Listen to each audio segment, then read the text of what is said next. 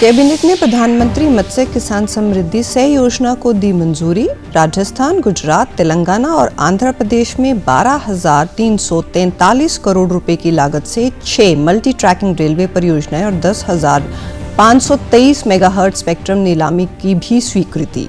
पूर्व प्रधानमंत्री चौधरी चरण सिंह, पीवी नरसिम्हा राव और डॉक्टर एस स्वामीनाथन को भी भारत रत्न से किया जाएगा सम्मानित।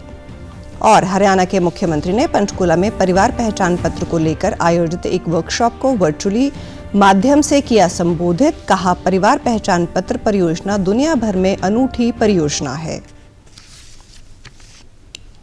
नमस्कार, चंडीगढ़ से आपका स्वागत है। मैं हूं शैली तनेजा। अब समाचार विस्तार से।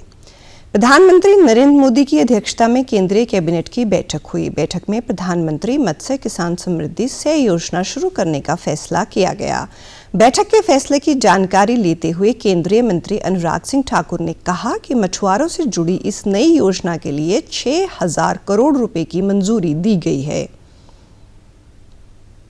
इस योजना में 6,000 करोड़ रुपए का प्रस्तावना है, जिनमें 3,000 करोड़ केंद्र का होगा तो 3,000 करोड़ के लगभग लाभार्थियों की ओर से आएगा।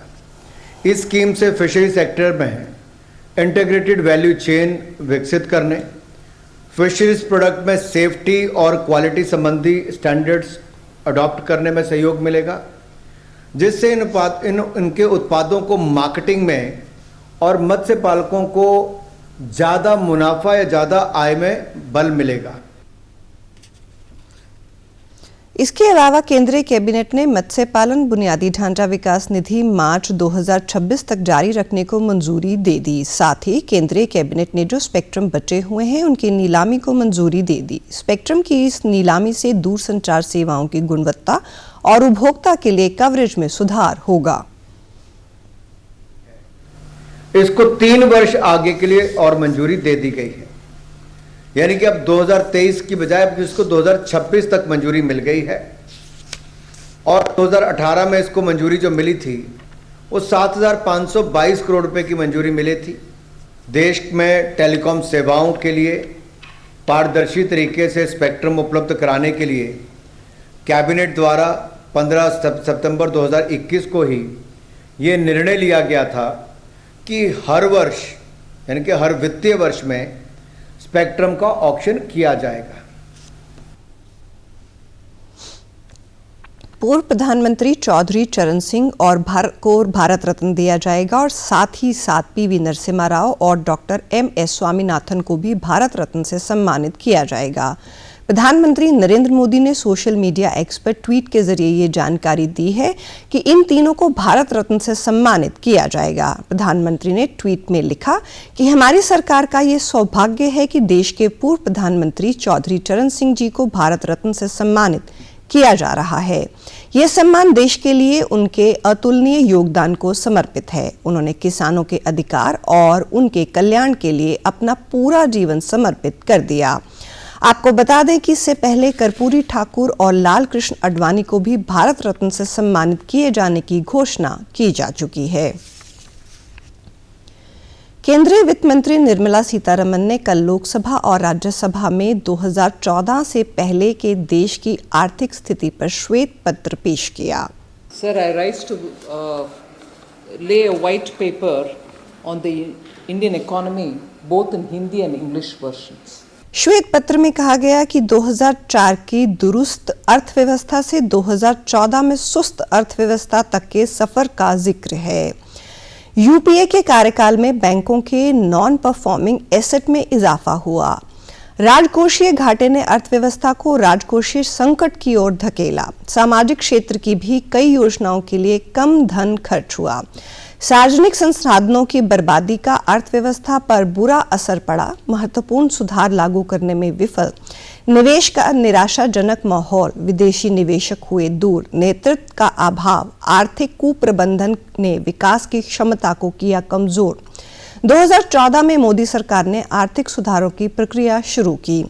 श्वेत पत्र पर 2004 से 2014 तक चली यूपीए सरकार पर आर्थिक कुप्रबंधन के आरोप लगाए गए हैं। केंद्रीय वित्त मंत्री ने कहा कि उन्होंने श्वेत पत्र लाने का ऐलान किया था। श्वेत पत्र पर यूपीए के 15 बड़े घोटाले गिनाए गए हैं।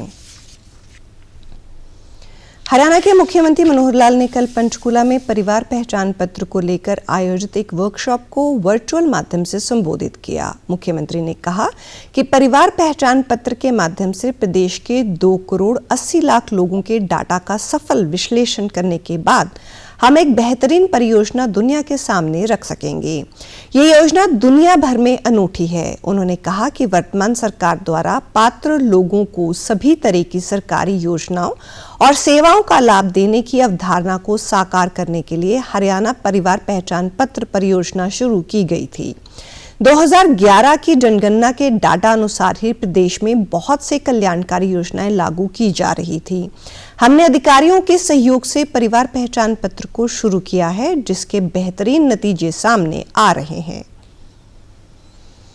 देश के लोगों को भी जब जानकारी हमने विभिन्न प्रांतों को दी तो उन सब का आकर्षण बढ़ा और हरियाणा का पीपीपी सिस्टम को अध्ययन करने के लिए इवन प्रधानमंत्री जी ने भी सभी जो प्रदेश के जो लोग हैं यानी मुख्यमंत्री खास करके उनको कहा कि इस विषय को अध्ययन करना चाहिए। उन्होंने बहुत सी टीमें भी अपने यहाँ भेजी और एक अच्छा कार्यक्रम अपने यहाँ अब शुरू हो चुका है, लागू हो चुका है। जो इसके रिजल्ट्स हैं अपने आप में मैं ये तो नहीं कह सकता कि 100% सही हो गए हैं, लेकिन बड़ी इसको कहना चाहिए एक परसेंटेज में अच्छे रिजल्ट्स से आ रहे हैं। मुख्यमंत्री ने अधिकारियों से परिवार पहचान पत्र के प्रति लोगों की संतुष्टि स्तर और इसे अधिक बढ़ाने का आह्वान करते हुए कहा कि परिवार पहचान पत्र के आने से पहले अपात्र लोग भी सरकार की कल्याणकारी योजनाओं का लाभ उठा लेते थे और पात्र लोग वंचित रह जाते थे। आज सरकार के पास परिवार की सही जानकारी होने से पात्र लोगों को सभी योजनाओं का लाभ घर बैठे ही मिल रहा है, जिसमें old age pension, BPL card सहित अन्य कल्याणकारी योजनाएं शामिल हैं। साधन बढ़े, रोजगार उसको मिले तो परिवार पहचान पत्र को ऐसे सब विषयों के साथ हम जोड़ते हैं। चाहे हमारा नौकरियों का HRMS का विषय है अथवा HKRN का विषय है अथवा उद्योग का विषय है अथवा फार्मर्स हैं उनकी भी कितनी ज़मीन है, कितनी उनकी इनकम है, ये सब चीज़ें एक दूसरे के साथ रिलेट करके जब पूरे 2,80,00,000 लोगों का हम डाटा यानी एक एनालाइज करने में हमारा सिस्टम सक्षम हो जाएगा, तब एक अच्छा जिसको कहना चाहिए एक प्रोजेक्ट ये देश और दुनिया के सामने हम रख सकेंगे। उन्होंने कहा कि परिवार पहचान पत्र को लेकर आय संबंधी त्रुटियों को सही करते समय अधिकारी इस बात का ध्यान रखें कि लोगों में किसी प्रकार की निराशा ना हो और परिवार पहचान पत्र के प्रति जनता में विश्वास और मजबूती हो। प्रदेश के प्रत्येक परिवार को खुशहाल बनाने में परिवार पहचान पत्र परियोजना मील का पत्थर साबित होगी। सड़क सुरक्षा विषय पर कल पंचकूला के सेक्टर 14 स्थित राजकीय महिला महाविद्यालय में छठी हरियाणा राज्य स्तरीय सड़क सुरक्षा प्रश्नोत्तरी प्रतियोगिता का आयोजन किया गया। इस अवसर पर हरियाणा के पुलिस महानिदेशक शत्रुजीत कपूर ने बतौर मुख्य अतिथि शिरकत करते हुए बच्चों को सड़क सुरक्षा तथा यातायात नियमों की पालना करने के लिए प्रेरित किया। कपूर ने इस दौरान जो विद्यार्थी पुरस्कार प्राप्त नहीं कर पाए उनका मनोबल बढ़ाया और उन्हें भविष्य में उत्कृष्ट प्रदर्शन के लिए प्रेरित किया। हरियाणा के पुलिस महानिदेशक ने पत्रकारों से बातचीत में कहा कि सड़क सुरक्षा एक महत्वपूर्ण विषय है, इसके बारे में बच्चों में शुरू से ही जागरूकता लाना अत्यंत आवश्यक है। उन्होंने कहा कि इस प्रतियोगिता का मूल उद्देश्य विद्यार्थियों में यातायात नियमों की पालना की आदत विकसित करना है। प्रत्येक वर्ष पूरे देश में लगभग 2.25 लाख लोगों को सड़क दुर्घटना में अपनी जान गंवानी पड़ती है। ऐसे में हमारा प्रयास है कि सड़क दुर्घटनाओं का ये आंकड़ा कम से कम किया जाए। उन्होंने बताया कि हरियाणा पुलिस द्वारा बच्चों में यातायात नियमों के बारे में जानकारी देने के लिए पाठ्य सामग्री भी तैयार की गई है। 1000 के करीब दुर्घटनाओं में जाने जाती हैं प्रदेश में, उसमें कभी ले सकते हैं। सड़क के नियम कायदे हैं सड़क सुरक्षा के, उनको जन जन तक पहुंचाने में स्कूलों के बच्चे, कॉलेजों के बच्चे ये किताबें पढ़ते हैं और इसी बहाने वो सही ड्राइविंग कैसे की जाए, क्या क्या गलतियां हैं जो नहीं की जानी चाहिए, और सड़कों के जो रोड साइंस हैं, ट्रैफिक के साइंस हैं, उनके बारे में उनको पता चलता है। किसान आंदोलन और किसानों द्वारा दिल्ली कूच की घोषणा को लेकर पुलिस महानिदेशक ने कहा कि हरियाणा पुलिस पूरी तरह से अलर्ट है। पंजाब विधानसभा स्पीकर कुलतार सिंह संधवा ने कहा कि राज्य के पशुपालन, मछली पालन, घोड़ा पालन, कुत्ता पालन और डेयरी संबंधी पेशे अपनाने के इच्छुक नौजवानों, किसानों को अलग अलग रोजगार पेशों के प्रति उत्साहित करना समय की बड़ी जरूरत है। चंडीगढ़ में अलग अलग पेशों के माहिर और विभाग के अधिकारियों और Guru Angad Dev veterinary and animal sciences university के उप कुलपति के साथ की बैठक के दौरान उन्होंने कहा कि किसानों को कृषि के सहायक पेशों के लिए उत्साहित करना जरूरी है और इस क्षेत्र की तरफ विशेष ध्यान दिया जाना चाहिए। उन्होंने पशुपालन विभाग के अधिकारियों, यूनिवर्सिटी को एक साझा प्रस्ताव तैयार करने को भी कहा है। उन्होंने कहा कि यदि साझा प्रस्ताव बनाने के कार्य में कोई अधिकारी लापरवाही करता पाया गया तो उसके विरुद्ध विभागीय कार्रवाई की जा सकती है। पंजाब के नवीन एवं नवीकरणीय ऊर्जा स्रोत मंत्री अमन अरोड़ा ने कहा कि राज्य में ग्रीन ऊर्जा के उत्पादन को और अधिक बढ़ाने के लिए इस साल के अंत तक लगभग 79 टन प्रतिशत की कुल क्षमता वाले 7 कंप्रेस्ड बायोगैस CBG प्रोजेक्ट शुरू कर दिए जाएंगे। चंडीगढ़ से जारी एक बयान में उन्होंने कहा कि इन प्रोजेक्टों में सालाना 2,72,000 टन धान की पराली का उपयोग होगा। ये प्रोजेक्ट राज्य में पराली जलाने की समस्या को हल करने के अलावा पंजाब को प्राकृतिक और स्वच्छ ऊर्जा के उत्पादन में अग्रणी राज्य बनाने के लिए राज्य सरकार के प्रयासों को बढ़ावा देने में सहायक सिद्ध होंगे।